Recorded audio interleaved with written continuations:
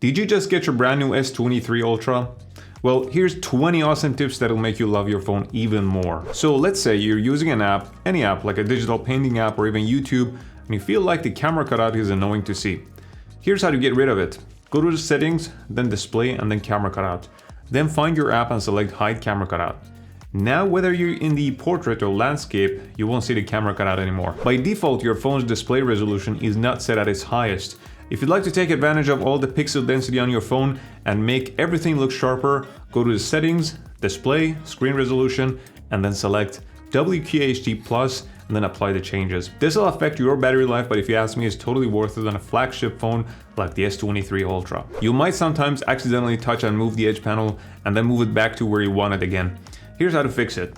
Go to the settings, then display, scroll down to edge panels. You might think that's just a toggle, but actually if you tap it, it'll open up its settings. Then go to handle and lock the handle position. What I like to do is to make it a bit smaller and move it down so I can use it with one hand easier. You can even change the color and transparency of the edge panel if you want to. But if you want to keep the edge panel up there in its original position, or maybe the opposite side of the screen, there's another way to make it easier to reach with one hand. So again, in the settings, go to advanced features, then turn on one-handed mode. If you go in its settings, you can customize how you'd like to activate it. Another thing I always customize on my phone is the side key. By default, if you press and hold it, it'll launch Bixby, and if you double tap it, it'll open the camera app. You can change all that in the same place as before, the advanced features in the settings, and then side key. I personally like to change the press and hold feature to launch the power off menu, but if you don't want to change that, you can do the same thing by either going to the quick panel and tapping the power button, or by pressing and holding the side button and lower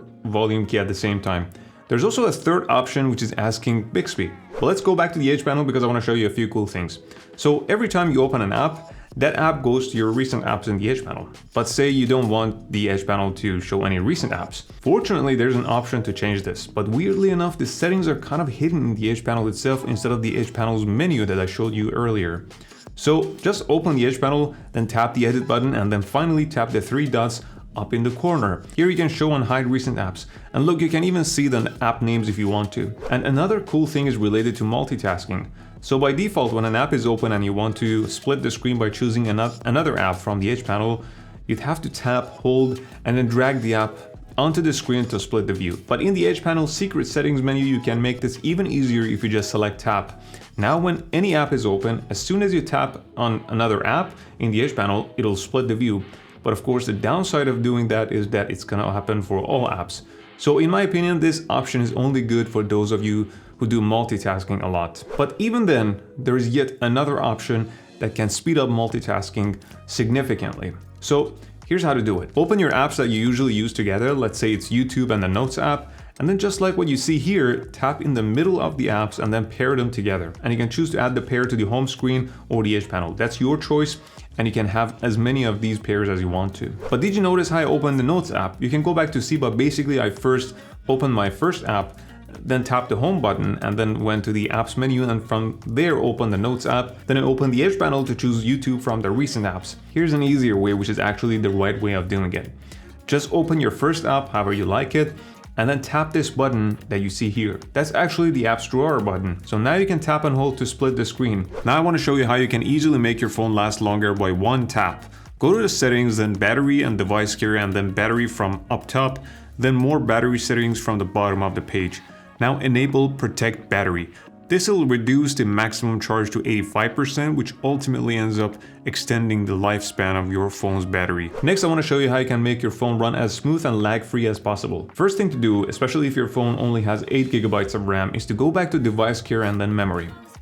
Then at the bottom, go to the RAM Plus and make sure 8 GB is selected. This allocates 8 GB of your phone's storage to your virtual memory. If by default the 8 GB is selected, you don't need to do anything else here. But after that, go back to the device care one more time and find auto optimization. It'll automatically restart your phone when you're not using it, and as a result, your phone will be always running smooth as butter. For me, this only happens at night.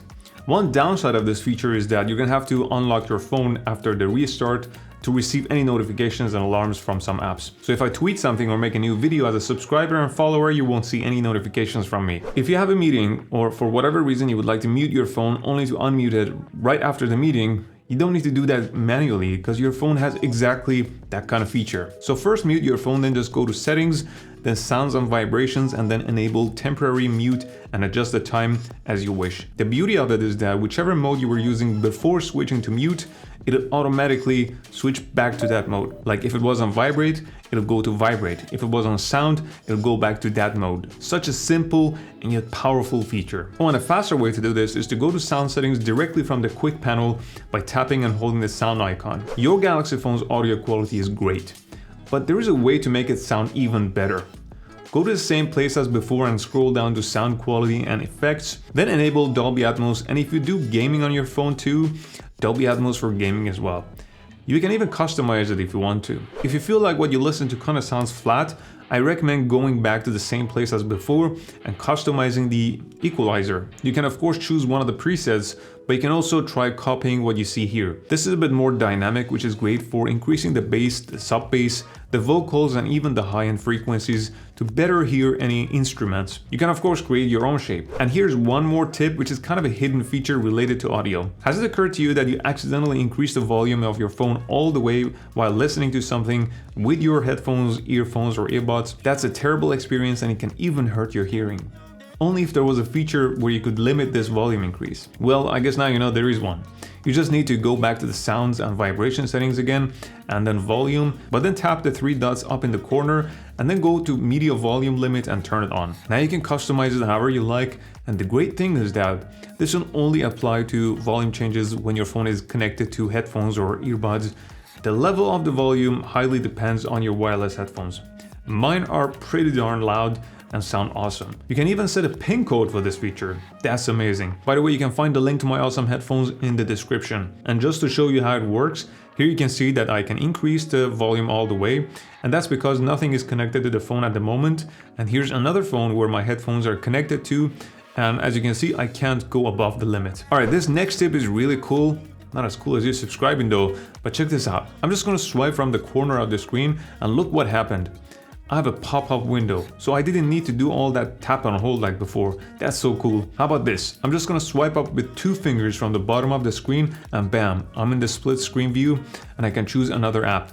Again, so much faster than before, so it's really easy to enable this feature. Go to the settings and advanced features and then labs. The first option forces all apps to work in split view, even if they're not supposed to work like that. The second option hides both the status bar from the top and navigation bar from the bottom of your screen, making it even bigger and more immersive. The third option allows you to swipe down from either top corners of the screen to make any app change to a pop-up view. And the last one allows you to swipe up from the bottom of the screen with 2 fingers to start a split screen view. Well done to you for learning almost all the 20 tips, by the way, but there's another tip which actually includes a couple of tips. Sometimes you want to take a screenshot, but if you do quite a lot of it, it feels really slow because every time you do so, there's a toolbar appearing on the screen for a few seconds.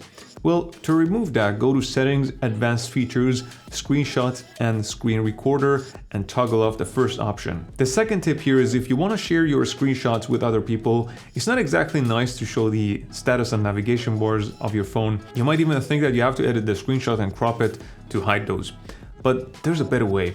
Just toggle on the hide status and navigation bars in the same place as before. If you use your S Pen for Air actions a lot, you might find it annoying that every time you pull it out, you have to wait for it to, connect, and sometimes you have to insert it and take it out again to connect. So the easy way to fix this is to go to Settings, Advanced Features, S Pen, more S Pen settings, and then enable Keep S Pen Connected. Of course, it'll use a little more battery, but as I said, you might want to enable it if you use it a lot. Ever wanted to move more than one app or icon on your home screen to a different page and wondered if there was an easy way than just doing it one by one? Well, just tap and hold one icon, then choose Select, and now select multiple apps, then tap and hold any of the selected ones again, and then move them to another screen. To make your experience with your phone even more amazing, go ahead and watch this video next. You're gonna love those tricks.